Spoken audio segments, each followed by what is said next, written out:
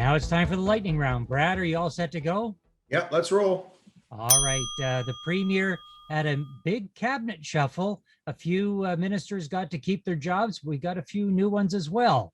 Give us the highlights. Well, the highlights is that he kept many of his senior ministers in their same portfolio, so finance, health, education. But he did switch the long-term care minister out. So Rod Phillips is back in cabinet, taking over a very difficult portfolio. So we'll see how that rolls out. But he was trying to bring in some new blood, some younger people, and it was a significant cabinet shuffle. Well, hopefully Minister Phillips will be able to perform his portfolio inside Ontario this time and not try to do it from the islands. Yeah, I think that would be wise advice. Mississauga now had Mississauga Brampton, so all of Peel region now has 3 ministers. 2 more were added in addition to Minister Pramit Sarkaria. What are their roles? What can we expect? So yes, Mississauga has its first cabinet ministers in the Doug Ford Ontario government. So Nina Tangri, the MPP of Mississauga-Streetsville, has become the new Associate Minister of Small Business and Red Tape Reduction, taking over Pramit Sarkaria's former ministry.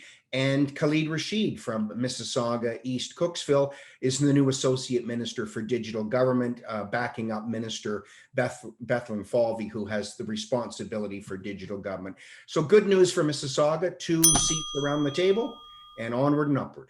And of course, Minister Sarkaria, or Associate Minister Sarkaria, moves in to be president of the Treasury Board. Brad, what does it mean for that portfolio that Minister Rashid has digital? I was trying to research and find out what's he responsible for. Well, this is a continuation of this government's mandate to significantly revolutionize how government services are delivered, to make all services as much as possible in the digital world now. Obviously eliminating paper and other types of things. So there's still a ton to do. I mean, Ontario is nowhere near what many private sector businesses are as far as their digital technology is concerned. So he'll have a lot of work to do moving the Ontario government forward on digitization.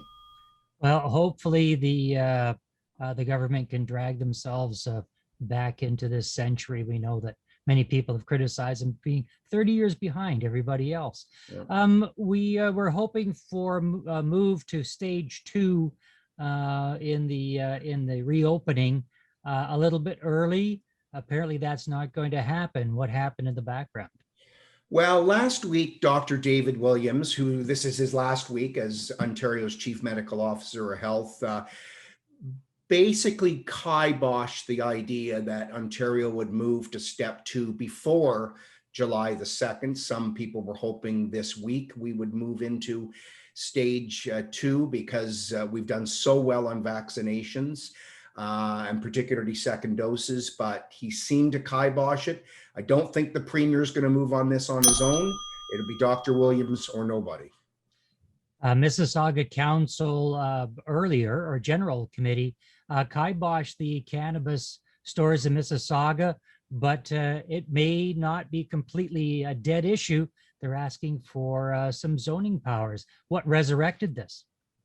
Well, Councillor Ron Starr brought a notice of motion forward to ask Mississauga City Council to make a request of the province to amend the regulations to allow municipalities, including Mississauga, to have zoning powers over where cannabis retail stores can be located and the total number of them that would be permitted in the city.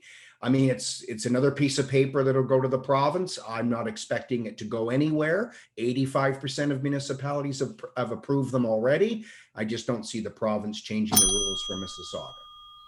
And we had an interesting poll where we polled Mississauga residents about whether they would like cannabis stores. Interestingly enough, I believe it was 23% answered, I thought we already had them. Anyways. Well, we have them, but they're illegal. That's it for the lightning round. Brad, we'll talk to you next week. Thanks, David.